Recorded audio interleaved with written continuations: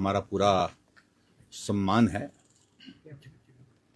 और आमतौर पर राज्य इस खबर के प्रायोजक है भूषण ज्वेलर्स, लोअर बाजार, सोलन, हिमाचल प्रदेश। हमारा पूरा सम्मान है और आमतौर पर राज्यपाल महोदय जी का अभिभाषण सरकार की उपलब्धियों का लेखा जोखा होता है। और अब की बार जो हम महामहिम राज्यपाल महोदय जी का अभिभाषण का सारा 1.5 घंटे का जो उनका जो संदेश था, जो हिमाचल प्रदेश की सरकार, हिमाचल प्रदेश की कैबिनेट की ओर से बना करके उनको मसौदा दिया गया था, उस पर वो बोले। और मैंने पहली बार इस बात को देखा कि सरकार की उपलब्धियां जब थी ही नहीं,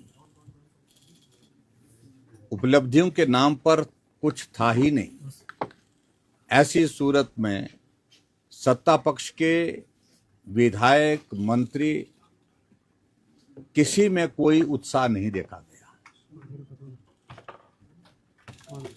महामहिम राज्यपाल महोदय जी के प्रति मैंने पहले भी कहा कि हमारा सम्मान है। अगर सरकार की उपलब्धियों में सच्चाई होती तो मुझे लगता है कि शायद कम से कम राज्यपाल महोदय जी के अभिभाषण के दौरान एक बार नहीं, उपलब्धियों पर कई बार ताली बज सकती थी, मेज थपथपाए जाते। लेकिन ये अब की बार का राज्यपाल जी का अभिभाषण 1.5 घंटे का पूर्ण हो गया। अधिकांश कांग्रेस पार्टी के मंत्री और विधायक हमने गहरी निद्रा में देखे, सोए हुए थे। और यहां तक के ऑफिसर गैलरी में भी ये मंजर देखने को मिला है। इसका अभिप्राय क्या है? इसका अभिप्राय सीधा है कि उपलब्धियों के नाम पर जो भाषण महामहिम राज्यपाल महोदय जी के माध्यम से वहां दिलवाया जा रहा था, उसमें सच्चाई कहीं नहीं है, दूर दूर तक नहीं है। और इन्हीं बातों को लेकर के कांग्रेस पार्टी के नेता भी उब करके सुस्ताने लगे। और उसके साथ साथ में मैं ये जरूर कहना चाहूंगा कि उपलब्धि अगर होती तो शायद मुझे लगता है कि तालियां भी बजते, मेज भी थपथपाए जाते और उत्सुकता के साथ लोग सब सुनते भी, जो विधायक थे, मंत्री थे। अब इन सारी चीजों को लेकर के मैं कितना बोलूं? मुख्यमंत्री जी को झूठ बोलने की आदत है और झूठ बोल करके पिछले 2 वर्ष का कार्यकाल उन्होंने इस प्रकार से गुजारा है। और अब तीसरे वर्ष हम सोच रहे थे कि कुछ होगा, कुछ तो ठीक बोलेंगे। लेकिन मुझे इस बात को लेकर के अफसोस है कि जितनी भी बातें वहां पर कही गई, जो उपलब्धियों के नाम पर उन्होंने गिनवाने की कोशिश की महामहिम राज्यपाल जी के माध्यम से इस अभिभाषण में, उनमें योजनाएं वो थी जिन योजनाओं का शिलान्यास भारतीय जनता पार्टी की सरकार ने किया था, जिनका बजट प्रावधान भारतीय जनता पार्टी की सरकार ने किया था। अगर वो पूरी हो करके तैयार हुई और उसके बाद वो समर्पित की गई, वो भी उनने अपनी उपलब्धि में ही गिना है। एक भी योजना हिमाचल प्रदेश में ऐसी योजना नहीं है जिस योजना को इन्होंने कहा कि हमने शुरू किया है और उसको हमने पूरा किया है। और हैरानी की बात तो यह है कि आप देखेंगे महामहिम राज्यपाल जी के अभिभाषण के दौरान इन्होंने एक पैरा 84 है ये, जिसमें इन्होंने हिमाचल प्रदेश में आदर्श स्वास्थ्य संस्थान बनाने की बात कही थी। और उस काम को उन्होंने बताया है कि वो काम हमने जो है वो पूरा कर लिया है। हम सभी 68 विधायक हिमाचल प्रदेश की विधानसभा के अंदर मौजूद हैं। मैं अपने विधानसभा क्षेत्र में अभी तक मुझे जानकारी नहीं है कि मेरे विधानसभा क्षेत्र में आदर्श स्वास्थ्य संस्थान कौन है और उसमें क्या सुविधाएं उन्होंने उपलब्ध कराई है। और यहां इन्होंने सारी रेडियोलॉजी की, एमआरआई की, मेडिकल स्टाफ की सारी सुविधाएं उपलब्ध करा दी हैं बोलते हैं हमने। इससे बड़ा झूठ कोई और हो नहीं सकता है।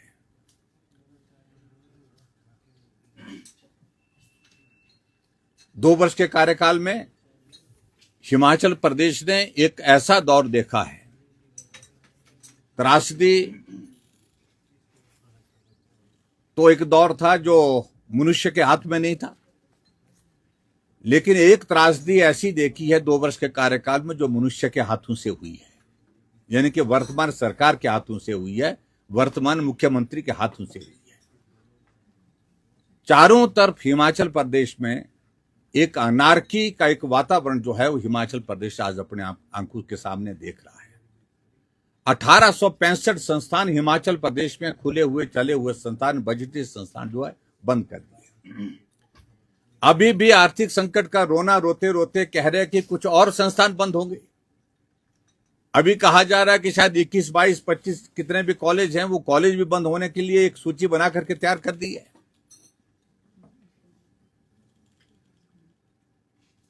आज उपलब्धियों के बारे में जिक्र करने की कोशिश कर रहे हैं, लेकिन जिक्र करने लायक कोई एक बात इसमें नहीं है। 6 गारंटियां पूरी करने की बात कही है। 10 गारंटी दी थी, 6 गारंटियां पूरी कर दी। क्या ये पूरा प्रदेश जानता नहीं है कि कौन सी 6 गारंटी हैं जिन गारंटियों का जिक्र करें मुख्यमंत्री जी जो आपने पूरी कर दी? ओपीएस आदि अधूरी लटकी हुई है। उसके बाद महिला सम्मान की दृष्टि से महिलाओं के लिए जो 1500 रुपए देने की बात कही थी, लोकसभा के चुनाव से पहले आपने कुछ जगह थोड़ा सा अंश उसमें कुछ महिलाओं को दिया। उसके बाद आज तक उसकी किस्त नहीं, 1 साल होने जा रहा है, उसके बाद नहीं दिया गया।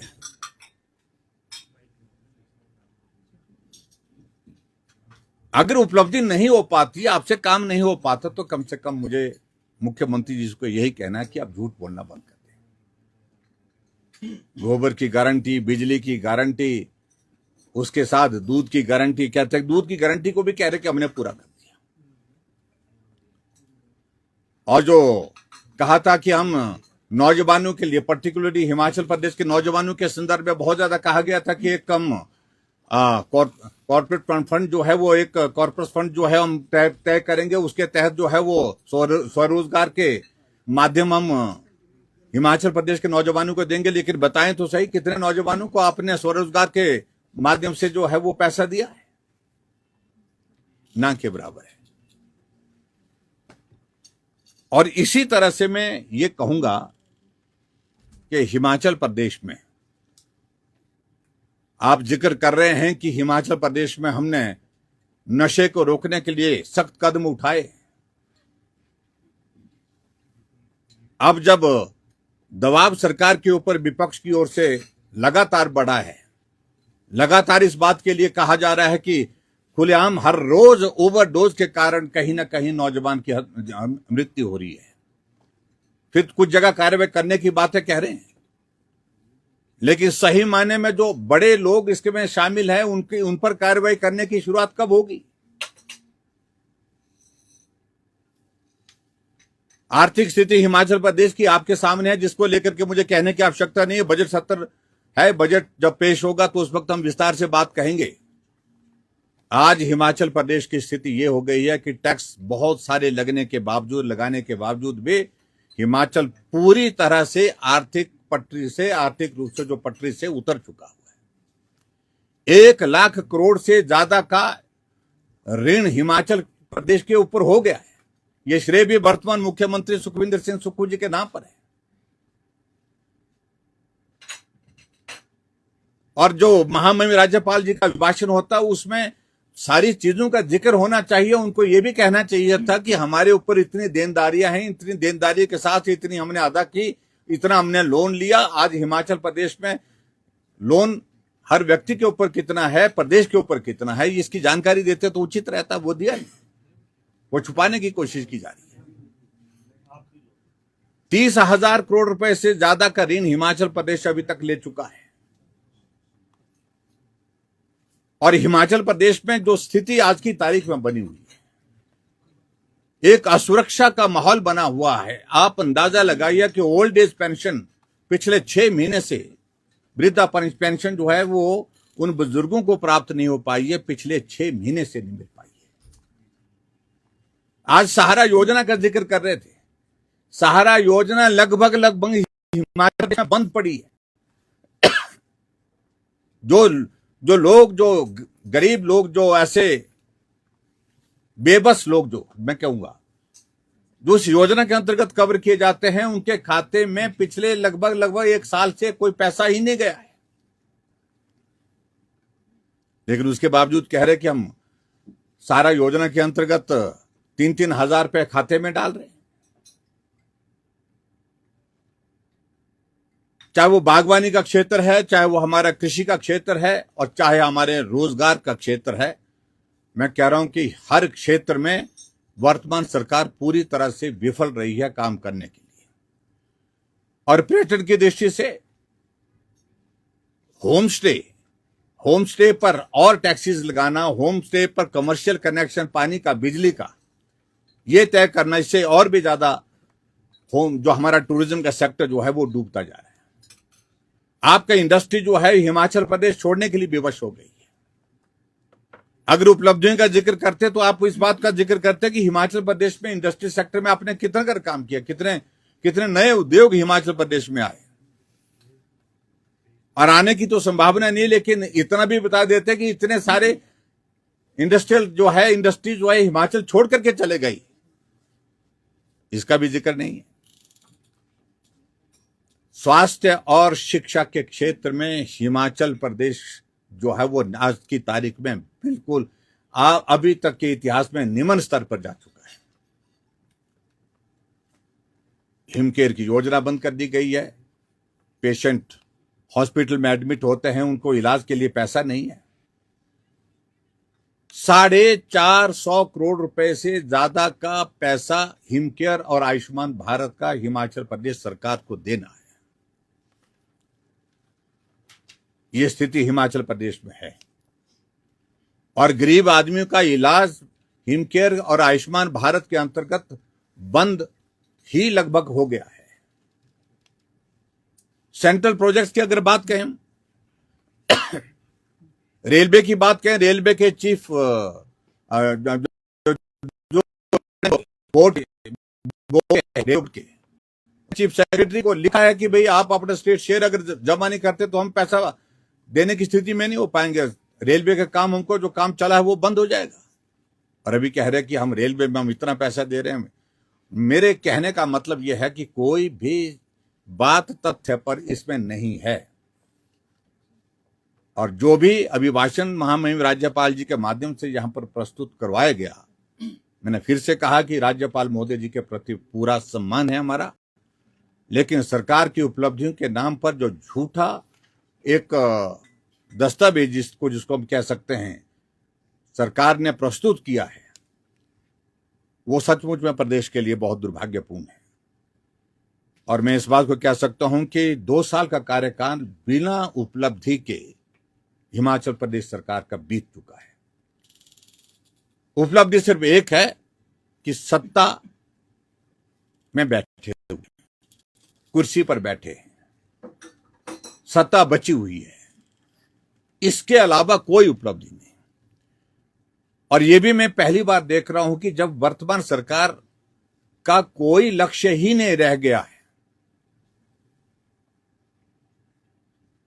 कर्मचारी धरने पर हैं, प्रदर्शन पर हैं, ये कहते थे कर्मचारी हितैषी हम। हिमाचल के विकास की बातें कहते थे, चारों तरफ हिमाचल का विकास रुका पड़ा हुआ, अवरुद्ध पड़ा हुआ, बंद पड़ा हुआ है।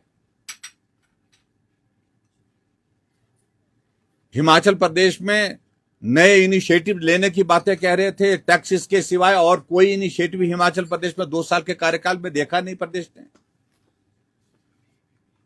और ऐसी हालात में अभी तक के इतिहास का हिमाचल प्रदेश का ये 2 साल का कार्यकाल एक कहता हूं ऐसा अध्याय है जिसको कोई भूल नहीं सकता है। जब सब कुछ तबाह हुआ है, बर्बाद हुआ है, सिर्फ सत्ता को हासिल करने के लिए, सत्ता में बने रहने के लिए, और सरकार की उपलब्धि के नाम पर कोई चीज अपने पास नहीं है, सिर्फ सत्ता उनके पास है, यही एकमात्र उपलब्धि है। इसके सिवाय और कुछ कहने के लिए नहीं है।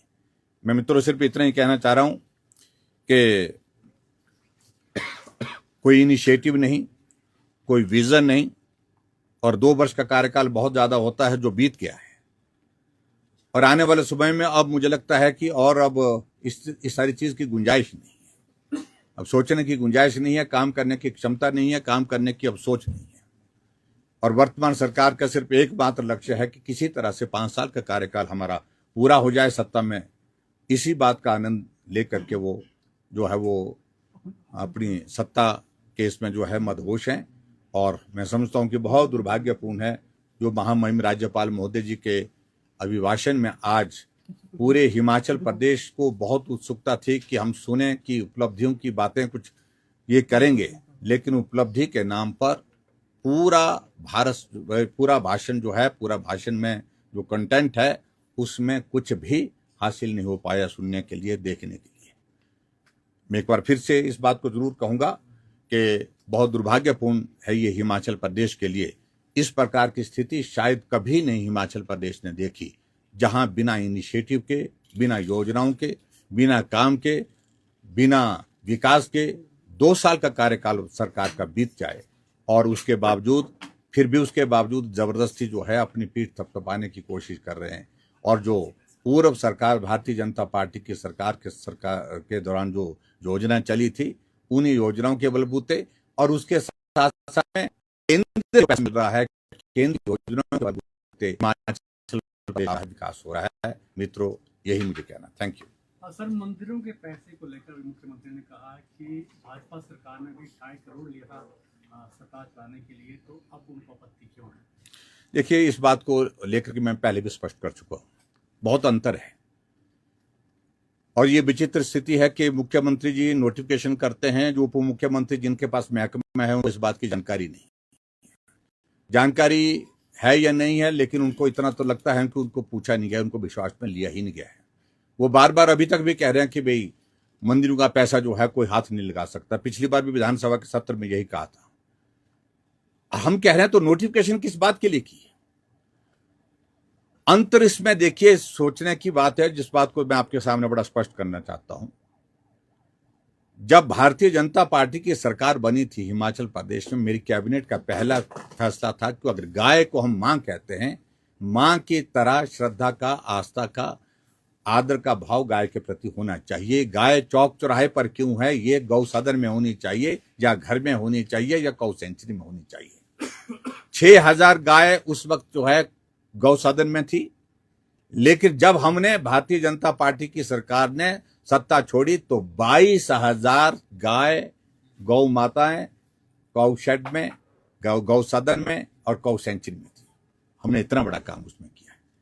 और हमने इस बात को बड़ा स्पष्ट किया है, उसमें बड़ा स्पष्ट कर रहा हूं कि बहुत सारे मंदिर ट्रस्ट अपना गौ सदन चलाते हैं। हमने कहा कि जो चलाते हैं वो 15% तक पैसा उसमें खर्च कर सकते हैं, एक बात। दूसरी बात, बहुत सारे मंदिर ट्रस्ट नहीं आते हैं, वो तो प्रतिशत दे सकते हैं। हमने कभी भी सरकार की योजना के लिए मंदिर का पैसा नहीं मांगा। और यहां नोटिफिकेशन हुई है 2 स्कीमों के लिए, सुखाश्रय और सुख शिक्षा योजना के लिए। दोनों योजना मुख्यमंत्री ने घोषणा की है। जो बजटेड योजना है तो बजट कहां गया उसके लिए? जो बजट का प्रावधान किया था उसके लिए आप मंदिर और ट्रस्ट से पैसा क्यों मांग रहे हैं? एक तो बात यह है। और दूसरी बात, हमने 15% तक लिमिट किया था। ये तो जो लगभग 500 करोड़ रुपए हिमाचल प्रदेश के मंदिरों में जो पैसा पड़ा हुआ वो सारे का सारा लेना चाह रहे हैं।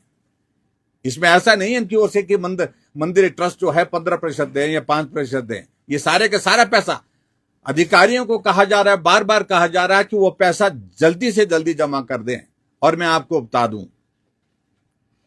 कि अभी हाल ही में मेरे पास वो कागज भी आ गया, ये फाइल यहां पर इसके नीचे दबी हुई है, तो मैं तो आपको बता देता। हणोगी मंदिर है, पिछले कई महीने से वहां पर जो कर्मचारियों को सैलरी नहीं मिली है उस ट्रस्ट के अंतर्गत, लेकिन 5 लाख रुपए अधिकारियों के ऊपर दबाव डाल करके सुखाश्रय के लिए भेज दी गई। कर्मचारी जो वहां पर लगे उनको सैलरी नहीं है, लेकिन सुखाश्रय के लिए उसने से पैसे दे दिए।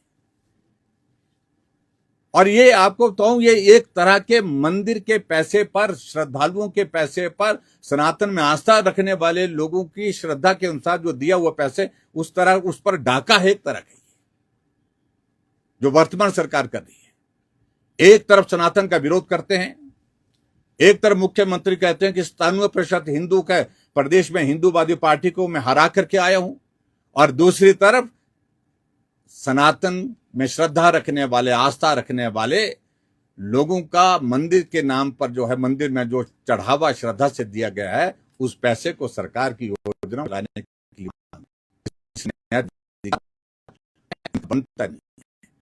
दूसरा बड़ा स्पष्ट करना के इस बात को लेकर के उप मुख्यमंत्री जो बयान दे रहे हैं, उनको मालूम होना चाहिए कि अभी तक नोटिफिकेशन स्टैंड करती है, वो विड्रॉ नहीं हुई है, इसलिए सच्चाई है।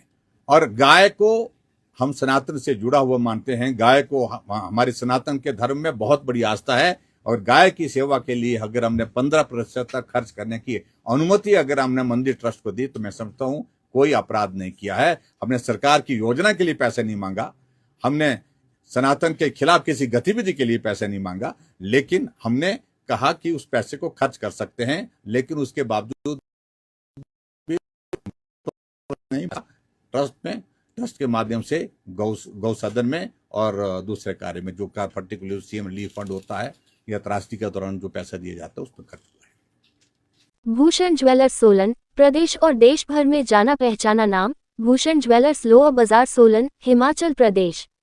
उच्च गुणवत्ता की ज्वेलरी के लिए आप हमें हमारे द्वारा दिए गए नंबर्स पर संपर्क कर सकते हैं। आपका विश्वास ही हमारी पहचान है।